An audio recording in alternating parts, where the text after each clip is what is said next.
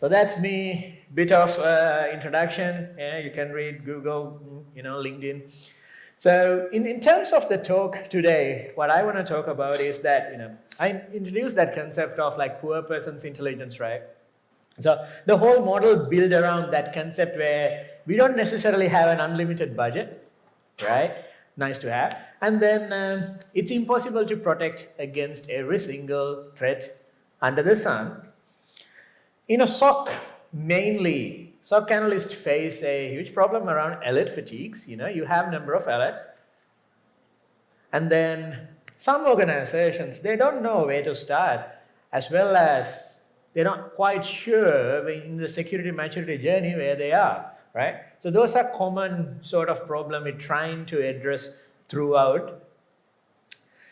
I don't want to go into the talk with assumed knowledge, so let's get some terminologies clear here. So CTI, cyber threat intelligence. So CTI is evidence-based knowledge about cyber threats when in the context of cyber, right? And what is the role of CTI? Providing insight into threat actors' TTPs. What TTPs? So tactics, techniques, and procedures. So tactic is threat actor motive, what they're trying to do. Technique is how they're trying to do that particular motive. And then the procedure is what exactly involved, the nitty-gritty involved doing it. When it comes to CTI, so you have three major areas. The last one in the bottom, technical, is arguable, but I'll explain why it's there. So three types of CTIs are strategic, which talk about long-term missions, right? So for example, in the context of certain adversaries, what's their policy around for the next 5 to 20 years, right? So based on that, what type of intelligence we need to gather. And then operational, based on that strategy, what actor campaigns they're running against us, right? It's in the context of FIRES and things like that, or even your organization. And from a tactical lens, out of those campaigns, how these threat actors work, what are the TTPs and things like that, right? So those are the three common types, or three main types. The technical part comes or drive from, typically drives from the operational, tactical aspect, where you understand indication of compromises, exactly what are the procedures of those TTPs, right? And then how they map it in a mainly computer understandable format or machine understandable format. Why CTI matter? So pretty much sophistication of the actors are increasing, and not all threat actors created equal, right? So we're going to get into that in a bit. Again, I want to keep this theme around budget because the whole model is focusing on that particular aspect. How do you actually get a way to get maximum return out of the investment you made, right? And then actionable intelligence for tailored defense to your organizations. So this is CTI is not Googling, right? But CTI is maybe lots of Googling and lot of thinking. So the keyword I want to focus here is thinking, right? So you have tools, feeds, like threat intelligence platforms, subscribe, which give you all the intelligence, right? Intelligence is not real intelligence if you don't know how to take action on it. So then they're pretty much information.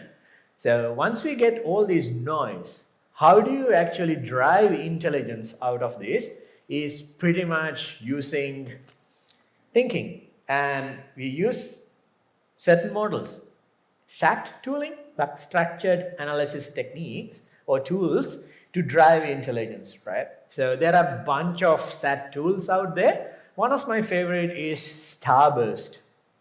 Starburst will talk about who, what, when, where, why, and how, right? So let's draw into a bit deeper on the Starburst. So there's a thing called 5 Ws within the Starburst. So who were the threat actors targeted in my industry, my organization, right? So all in the context of your organization. And then who were the target in the past? Understanding that is important. And then what were they after? What did they do when they inside the network? Or in terms of resource, collecting resources, or how do you do the recon? What exactly they've been doing? And then where did it happen? Is it like a global sort of an incident which impact everybody, or is it particularly regional? It is locally where it is. Geography is a bit important here, because depending on where you are, the actor's focus as well as the adversary is also different, right? And when did it happen? Is it seasonal, right? Is it happening through the December side of the town, or like April side of the town, or is it more of like a quarterly sort of a thing, right? Good to understand the timing of these attacks based on historical data. And then why they were there. From an attacker motive point of view, this is a very hard question to understand why they were there, right? So you need to have some visibility to answer this question. Was it an IP theft, or IP they were after, PII, PHI, that kind of thing, or whether they're just here for the financial gain, right? So good to understand those aspects. And how did they do it? It's good if you can answer this question. But did you notice that, it's just 5 W's, but then there was an H in it? Okay, so let's do a little bit of a quiz. Who's who in the zoo?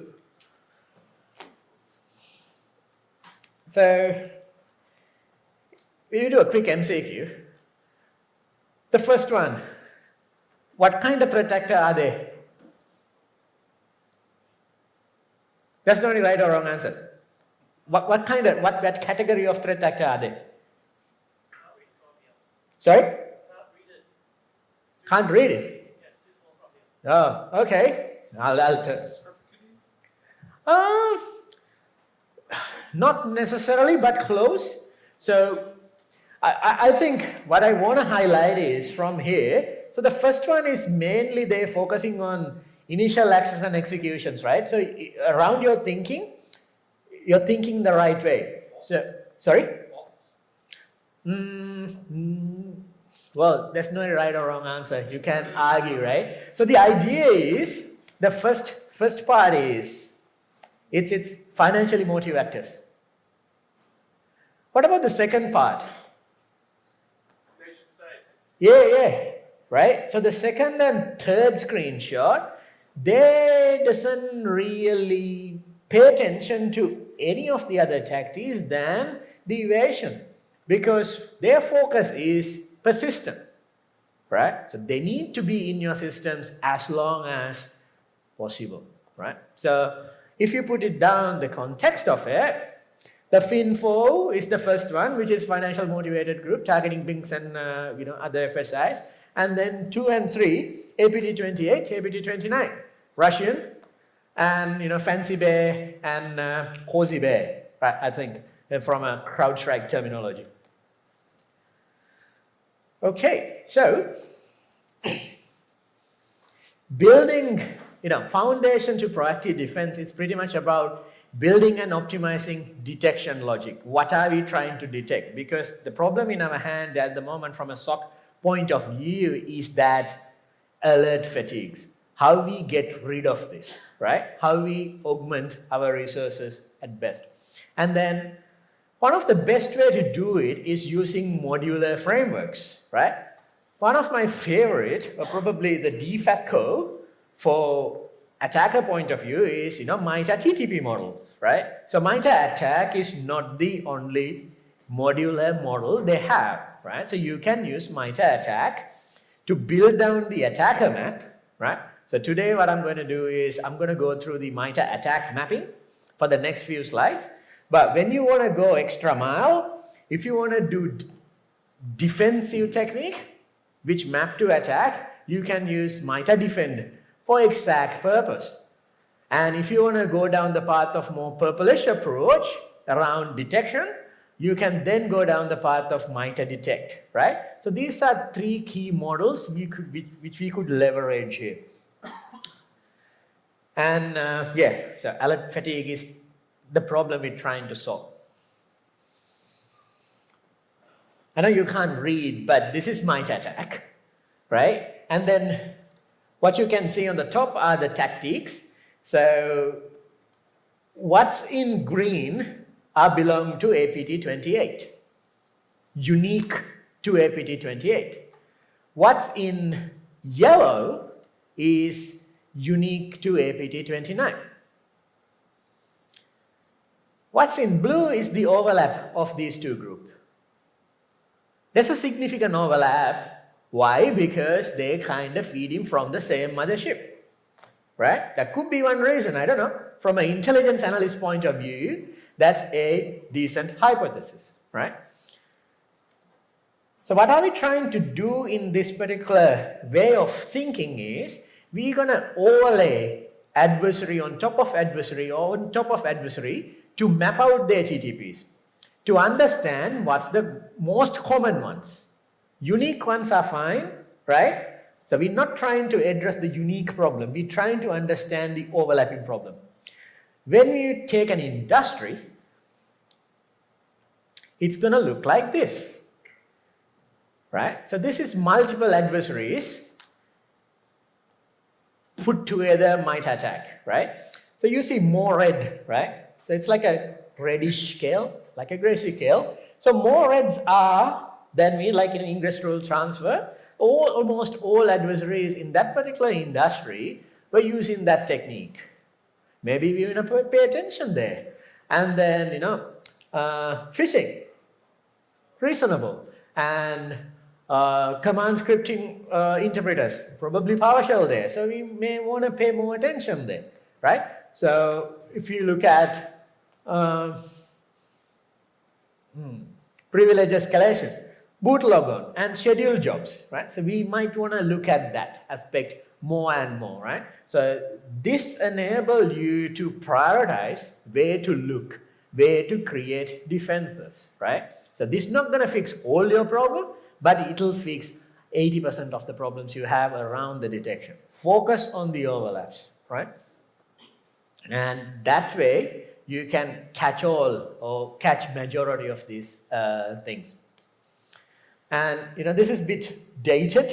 Microsoft came up with this when we had a problem around Robinhood Maze and that sort of a malware. So for example, if you look at here, the Cobalt Strike, right? If you can come up with some detection techniques to identify execution of Cobalt Strike or the presence of Cobalt Strike, you can pretty much kill almost all these ransomware vectors because they're heavily dependent on that, right? So intelligence is that to identify which particular procedural level you use or the threat actors use, so then you put more detection into that. You put more investment into that. You put more brain power into that. Because that way you can actually kill everything which affecting you rather than targeting individuals, right? So, from my background, I'm a red teamer myself, and we are lazy people. We call, when we do red team, we use the path of least resistant. Why don't we use the path of least resistant in blue team, right? We don't need to think over here. We just need to tailor our thinking into particular areas. And similarly, you go into the vulnerabilities. Look at what threat actors are exploiting.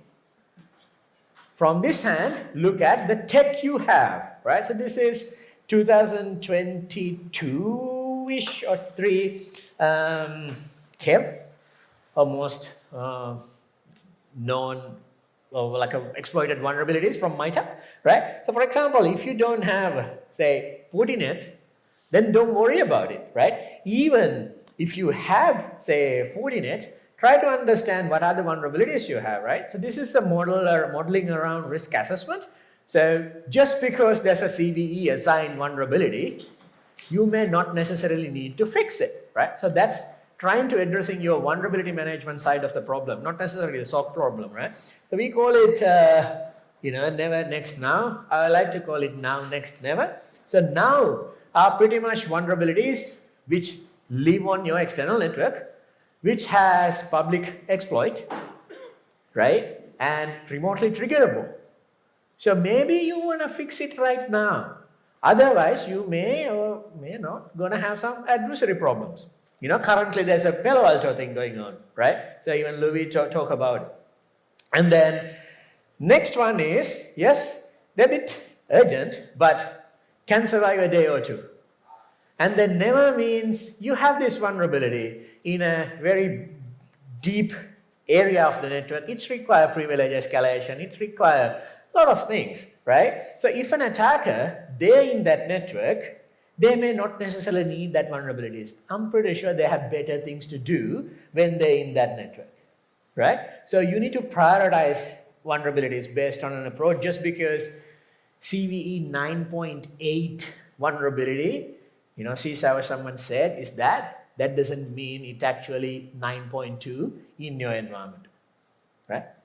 Sometimes, the assessors of vulnerabilities, they got it wrong as well, right? Not necessarily wrong. You can make it correct better with the context of your organization, right? So I'm not saying CVE score is wrong. It can be more correct and contextualized based on your organizational information. So use that. Right, so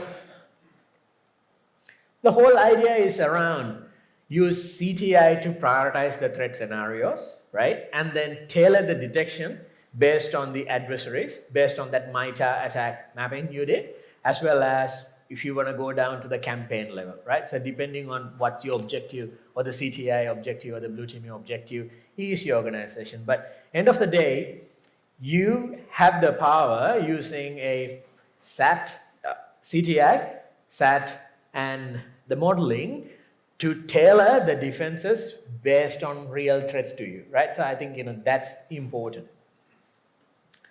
So how do we maximize in the impact of this?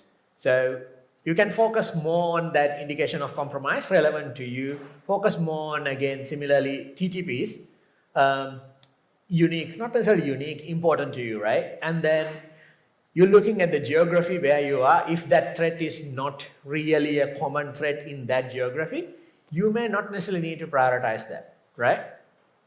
And if that threat is not, say for example, you're in the power and energy industry, and then the threat is actually for healthcare, then the threat actors may use those exploits or may use those techniques, but then they were not necessarily related to your industry, right? So this is where you need to define how do you better leverage the intelligence you have, and then use the limited team capacity to do better outcomes. And then when you assess those threats, you can use modeling here, maybe stride, or up to you to define how you determine, how do you do in the threat modeling there, but my personal favorite is stride. So identify the threats which has the highest potential impact to your organization, right? So based on that, you again prioritize. And whole goal is to be lazy or effective, or choose the path of least resistance to deal with these attacks by breaking the chain using the most utilized TTPs, right? So we're not talking about, whole catch-all. We're talking about spear phishing technique to attack and break the chain, right? So pretty much using the concept of attacking, using the concept of offensive technique, we look at that, right? So if all the adversaries using this particular technique, that's going to become the weakest link. If we tackle that, correct, then the attackers need to come up with, or the adversary need to come up with different playbooks and things like that, right? So sometimes we think, this particular adversary is state-based. They can, do magic and do things right away, but no, it's not the case, right? So from an adversary point of view, they have different levels, just like organizations, they have masterminds, of course, like they come up with the playbooks, they build the tooling and things like that. Sometimes, those people who came up with the tooling or the framework may be no longer alive, right? So you never know, right? So if the adversary has to shift from tooling, then they have to redo a lot of other things, right? So you're buying some time there. So you increase your chance of detection. So in there, are we familiar with the concept of pyramid of pain? Yeah, so we're talking about attacking that top tier, right? So TTP level, right? So even though this model is quite simple when I say it like this way, but understanding TTPs at the top tier level gonna be a bit difficult. You need time, right? And then you need good source of CTI into it. and then pretty much link the CTI insights into your business critical assets, right? So that'll inform the model when you're assessing risk scores.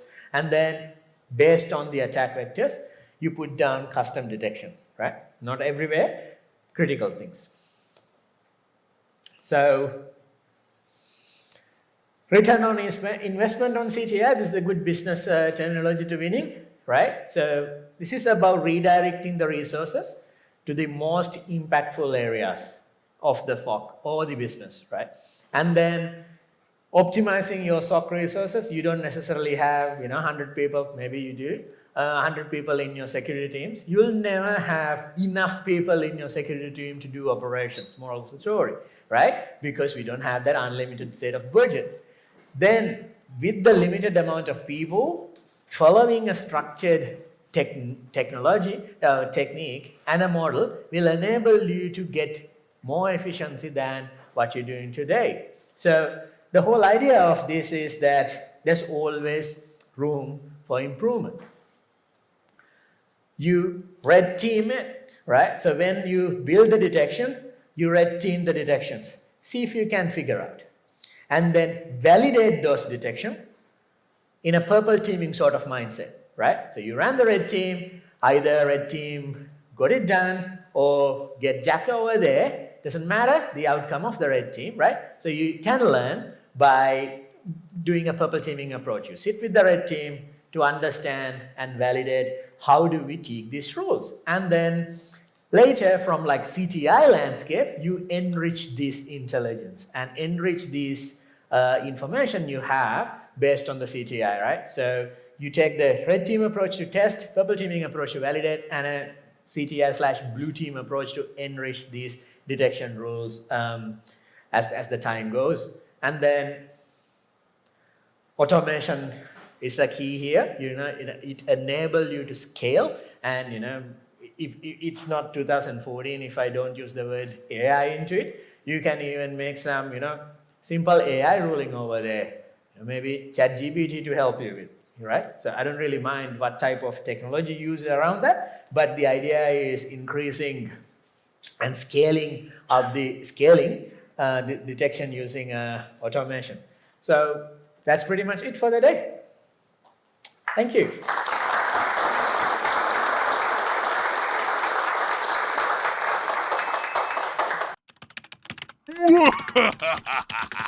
I am a super genius.